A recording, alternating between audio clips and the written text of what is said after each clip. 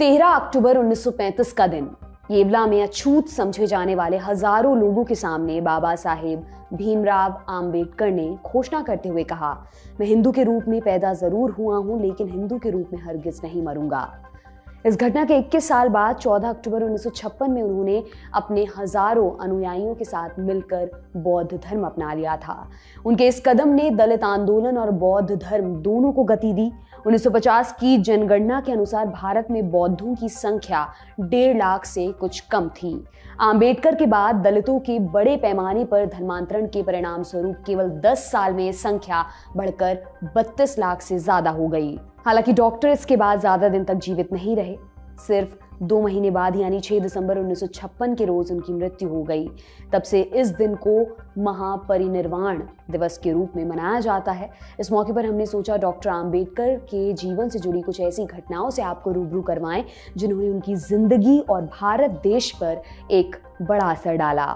नमस्कार, मेरा नाम दिव्यांशी है और आप देख रहे हैं भारत के ऐतिहासिक किस्सों कहानियों से जुड़ा हमारा रोजाना का कार्यक्रम तारीख।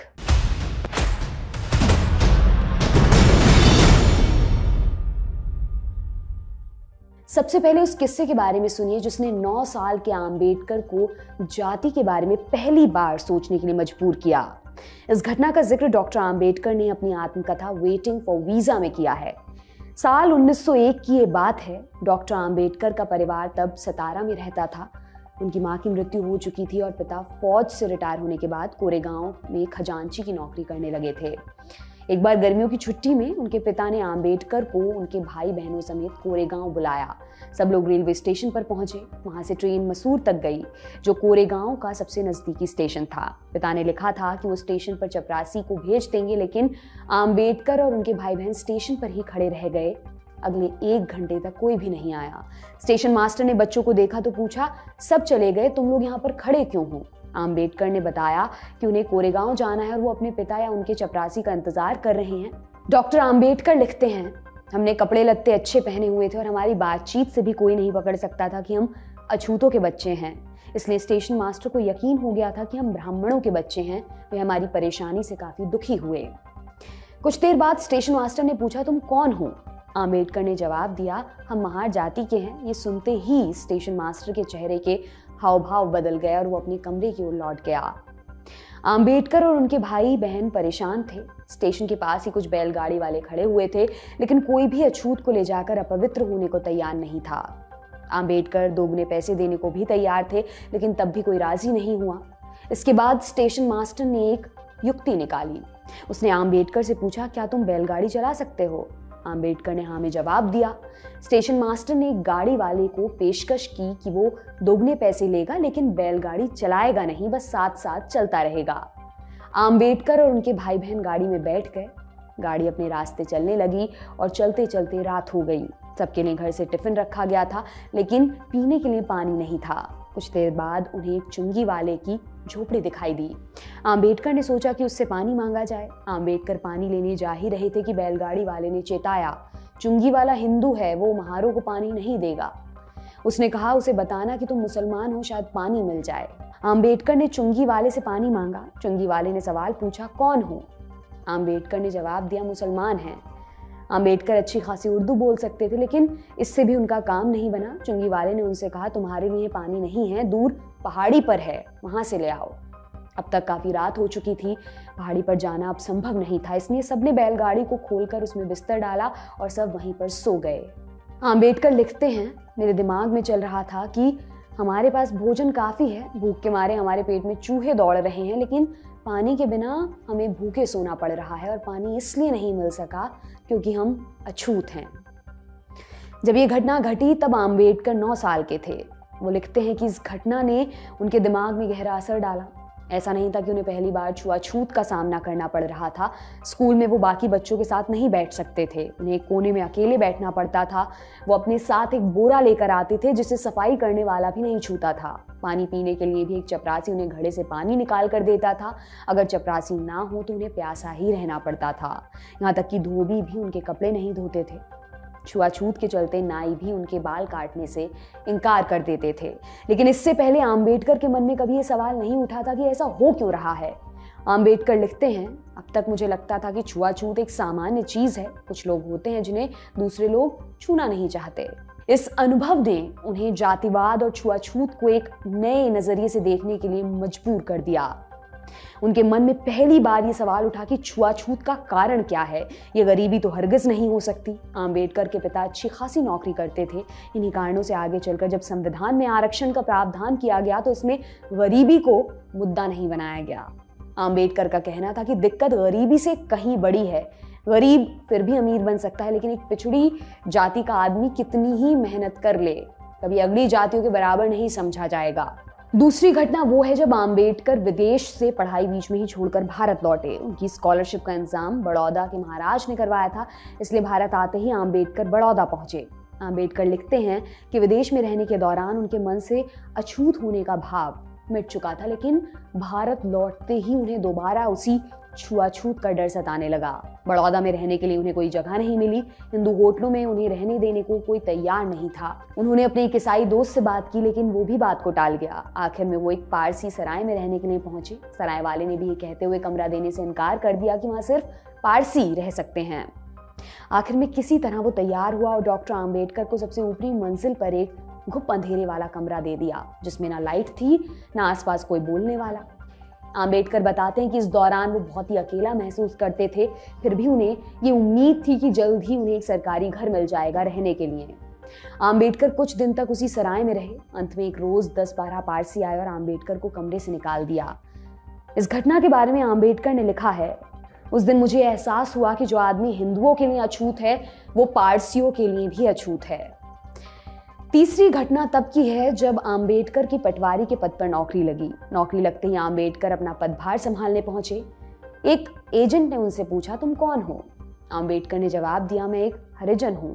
इस पर उस एजेंट ने जवाब दिया, भाग जाओ और दूर खड़े रहो। तुम्हारी हिम्मत कैसे हुई मेरे नजदीक आने की? अभी तुम ऑफिस में हो, अगर बाहर होते तो मैं तुम्हें 6 लात मारता। इसके बाद एजेंट ने आम्बेडकर से उनका सर्टिफिकेट और नियुक्ति का आदेश पत्र जमीन पर रखने को कहा। आम्बेडकर बताते हैं, यहां भी उनके साथ वैसा ही छुआछूत होता था जैसा बचपन में। ऑफिस में एक पानी का बर्तन हुआ करता था, जिसमें से पानी पिलाने के लिए एक आदमी रखा हुआ था। आम्बेडकर ना तो खुद डिब्बे से निकालकर पानी पी सकते थे, ना ही पानी पिलाने वाले को छू सकते थे। इसी तरह की दिक्कत उनके रहने की भी थी। कोई भी उन्हें कमरा देने को तैयार नहीं था। आम्बेडकर लिखते हैं कि बारसाड़ में नौकरी के दौरान कोई अछूत भी उन्हें किराए पर कमरा नहीं देता था। ऐसा करने से ऊंची जाति वाले नाराज हो सकते थे, ना ही कोई उन्हें खाना खिलाने को तैयार था। सुबह शाम भाजुस खरीदकर वो गांव के बाहर किसी सुनसान जगह पर जाकर उसे खाते थे और रात को ऑफिस के बरामदे में ही सो जाते थे। गांव का मुखिया उनसे कहता था, तुम्हारे बाप दादे गांव के ऑफिस में झाड़ू करते थे और तुम अब हमारी बराबरी में बैठना चाहते हो। देख लो, बेहतर यही होगा कि नौकरी छोड़ दो। एक रोज आम्बेडकर को किसी कामवश गांव जाना पड़ा। उन्होंने देखा कि गांव के ऑफिस में मुखिया और पटवारी कुछ काम कर रहे हैं। आम्बेडकर जाकर दरवाजे के सामने खड़े हो गए। उन्होंने मुखिया और पटवारी को नमस्कार किया, लेकिन उनकी तरफ से कोई जवाब नहीं आया। आम्बेडकर काफी देर खड़े रहने के बाद थक कर एक कुर्सी पर बैठ गए। मुखिया और पटवारी ने ये देखा और बिना कुछ कहे वहां से चले गए। कुछ देर बाद वहां पर भीड़ इकट्ठी होनी शुरू हो गई, जिसमें सबसे आगे गांव का लाइब्रेरियन खड़ा था। आम्बेडकर को कुछ समझ नहीं आया कि भीड़ आखिर इकट्ठा क्यों हो रही है। तब उन्हें पता चला कि जिस कुर्सी पर वो बैठे थे वो दरअसल लाइब्रेरियन की कुर्सी थी। उसने आम्बेडकर को देखते ही कहा, इस गंदे भंगी कुत्ते को किसने कुर्सी पर बैठने का आदेश दिया? आम्बेडकर कुर्सी से खड़े हुए और जमीन पर बैठ गए। इतने में भीड़ ऑफिस में घुसी और आम्बेडकर को चारों तरफ से घेर लिया और उन्हें तमाम तरीके की गालियां देने लगे। आम्बेडकर ने जान बचाने के लिए माफी मांगी, लेकिन इसका उन लोगों पर कोई असर नहीं पड़ा। वो आम्बेडकर को काट कर मार डालने की बात कर रहे थे। इतने में आम्बेडकर को कुछ नहीं सूझा तो उन्होंने एक कागज पकड़ा और अपनी कलम से उस पर बड़े बड़े अक्षरों में लिखना शुरू कर दिया ताकि सब देख सकें।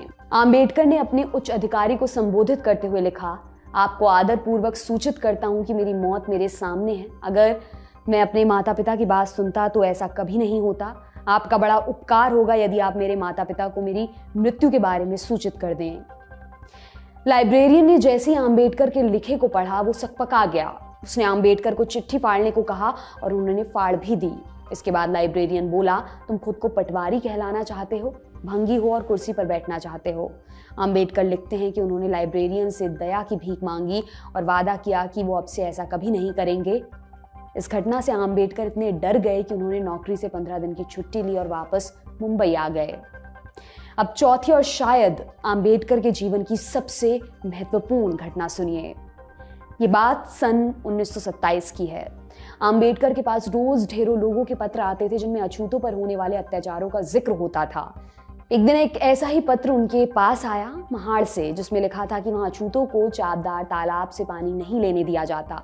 एक बार कुछ अछूतों ने वहां से पानी लेने की कोशिश की तो उन्हें मारा गया, घर जला दिए गए और परिवार वालों को जूतों से पीटा गया। आंबेडकर ने निश्चय किया कि वो महाड़ जाएंगे। 1920 मार्च को डॉक्टर आंबेडकर ने कोलाबा में अछूतों की एक बैठक बुलाई। आंबेडकर ने यहाँ अपने संबोधन में कहा, भाइयों, ऐसा प्रयत्न करो जिससे तुम्हारे बच्चे तुमसे अच्छी हालत में जिंदगी बिता सकें। अगर तुम ऐसा नहीं कर सकते तो फिर तुम मनुष्य कहलाने योग्य नहीं रहोगे। उसी रात बैठक में तय हुआ कि अगली सुबह से सत्याग्रह शुरू होगा। सुबह सवेरे आंबेडकर अपने हजारों अनुयायियों के साथ तालाब पहुंचे। उन्होंने पहले अंजलि से पानी लेकर खुद पिया और फिर सबने बारी बारी से ऐसा किया। महाड़ सत्याग्रह भारत में जातिवाद के खिलाफ पहला सत्याग्रह था। जैसा कि अपेक्षित था, इस घटना ने अगली जातियों को काफी नाराज किया। एक अफवाह फैल गई कि अछूत कल वीरेश्वर मंदिर में जाने वाले हैं, जिसके बाद डॉक्टर आंबेडकर और उनके अनुयायियों पर हमला हुआ, जिसमें काफी लोगों को चोटें भी आईं। कुछ दिनों बाद सवर्णों ने तालाब की शुद्धि करवाई। तालाब का पानी निकालकर पंचगव्य से भरे कुछ घड़े मंत्र पढ़ते हुए तालाब में उड़ेले गए। तब जाकर तालाब की शुद्धि मानकर पानी दोबारा प्रयोग में लाया गया। डॉक्टर आंबेडकर का सत्याग्रह यहीं पर समाप्त नहीं हुआ। इसके 9 महीने बाद 24 दिसंबर 1927 को महाड़ में एक और सत्याग्रह की तैयारी हुई, लेकिन इससे पहले ही कुछ सवर्णों ने अदालत जाकर तालाब पर अपना दावा ठोक दिया। आंबेडकर कानून का सम्मान करते थे, इसलिए अदालत का फैसला आने तक उन्होंने सत्याग्रह को टाल दिया। अदालत में ये मुकदमा 10 सालों तक चला। 1937 को बंबई हाईकोर्ट ने अछूतों के पक्ष में फैसला देते हुए उन्हें चापदार तालाब से पानी लेने का हक सौंप दिया। इसी के साथ आज का तारीख का एपिसोड यहीं पर समाप्त होता है। आज के लिए इतना ही। अब मुलाकात होगी अगले एपिसोड में, यानी कल। तब तक के लिए जुड़े रहिए दी लंदन टॉप से। शुक्रिया।